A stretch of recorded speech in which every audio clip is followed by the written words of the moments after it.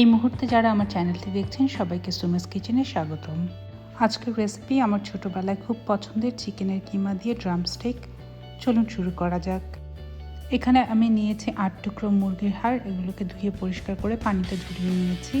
এবারে এর সাথে দিয়ে দিচ্ছি হাফ চা চামচ রসুন বাটা, 1 টেবিল চামচ সয়া সস এবং 1/4 চা চামচ লবণ দিয়ে এটাকে ভালো করে মাখিয়ে ম্যারিনেট হতে রেখে দিচ্ছি প্রায় 1 ঘন্টার জন্য।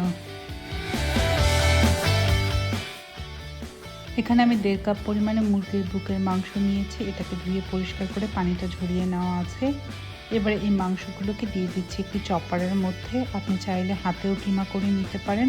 মাংসের সাথে দিয়ে দিচ্ছি 2টো কাঁচামরিচ, ঝাল সম্পূর্ণ আপনি আপনার পছন্দ মতো দিতে পারেন। ছোট ছোট 2 টুকরো পেঁয়াজ, 2 কোষ রসুন, দিচ্ছি 1 টেবিল চামচ টমেটো কেচাপ, 1 চা চামচ সয়া সস, 1/4 চা চামচ গোলমরিচের গুঁড়ো, 1/4 চা চামচ লবণ, 1 টুকরো ব্রেডকে ছিঁড়ে দিয়ে দিচ্ছি মাংসের সাথে এবং দিচ্ছি 1/4 চা চামচ চিনি। আপনি চাইলে চিনিটা বাদও দিতে পারেন। দিয়ে এগুলোকে চপারে খুব ভালো করে মিহি করে চপ করে নিচ্ছি। আপনি চাইলে চপারের পরিবর্তে মুরগির কিমাও ব্যবহার করতে পারেন। এবারে এই চপ করা মাংসগুলোকে রেখে দিচ্ছি 15 মিনিট ম্যারিনেট হবার জন্য। এবারে ম্যারিনেট করে রাখা মাংসগুলোকে সমানভাবে 8 ভাগ করে নিচ্ছি। এবারে 1 ভাগ নিয়ে মুরগির হাড়ের সাথে চেপে চেপে ভালোভাবে লাগিয়ে নিচ্ছি। আর এটাকে শেপটাকে এমনভাবে করতে হবে যাতে এটা দেখতে অনেকটা মুরগির রানের মতো লাগে। একইভাবে সবগুলো মুরগির হাড়ের মধ্যে মাংসটা লাগিয়ে নিচ্ছি। একটি প্লেটের মধ্যে নিয়ে নিচ্ছি 1 কাপ পরিমাণে ব্রেড ক্রাম্ব, তার সাথে দিয়ে দিচ্ছি সামান্য গোলমরিচের গুঁড়ো এবং সামান্য লবণ। এটাকে দিয়ে ব্রেড ক্রাম্বের সাথে খুব ভালোভাবে মিশিয়ে নিচ্ছি। এবারে অন্য আরেকটি বাটিতে 2টো ডিম ভেঙে নিচ্ছি।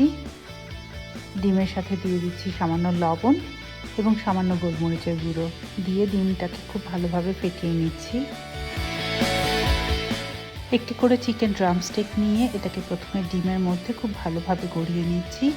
ডিম থেকে তুলে ব্রেড ক্রামের ওপরে দিয়ে চারিপাশ থেকে খুব ভালোভাবে ব্রেড ক্রামের সাথে গড়িয়ে মাখিয়ে নিচ্ছি। একইভাবে আমি সবগুলো ড্রামস্টিককে প্রথমে ডিমের মধ্যে গড়িয়ে তারপরে বিস্কিটের গুঁড়োর সাথে গড়িয়ে তুলে রাখছি। আপনি চাইলে এই বানানো ড্রামস্টিকগুলোকে একটি এয়ারটাইট কন্টেনারে ভরে ফ্রিজে রেখে প্রায় 2 মাসের জন্য সংরক্ষণ করতে পারেন এবং আপনার প্রয়োজন মতো ফ্রিজ থেকে বের করে একটু থক করে ভেজে নিতে পারেন। একটি ফ্রাই প্যানে দিয়ে দিচ্ছি ভাজার জন্য তেল। তেলটা খুব ভালোভাবে গরম হয়ে গেলে একে একে ড্রামস্টিকগুলো দিয়ে দিচ্ছি তেলের মধ্যে। এখানে আমার চুলার আঁচটা রয়েছে মিডিয়ামে। আমি এই আঁচেই প্রায় 8 মিনিট ধরে উল্টে পাল্টে ড্রামস্টিকগুলোকে ভেজে নিচ্ছি। এটা দেখতে খুব সুন্দর ব্রাউন কালার চলে এসছে। এবারে 8 মিনিট পরে আমি সবগুলো ড্রামস্টিক তুলে নিচ্ছি এবং বাকি ড্রামস্টিকগুলো একইভাবে আমি ভেজে নিচ্ছি। আমার এই রেসিপিটি ভালো লাগলে আমার চ্যানেলটিকে প্লিজ লাইক, শেয়ার এবং সাবস্ক্রাইব করবেন। আর কোনো প্রশ্ন থাকলে অবশ্যই কমেন্ট করে জানাবেন। আপনার একটি লাইক অথবা সাবস্ক্রাইব আমাকে অনেক বেশি অনুপ্রেরণা যোগায়। ধন্যবাদ সবাইকে আমার চ্যানেলটি দেখার জন্য। আবারও দেখা হবে নতুন কোনো রান্না নিয়ে সুমাস কিচেনে। ততক্ষণ পর্যন্ত সবাই ভালো থাকবেন। ধন্যবাদ।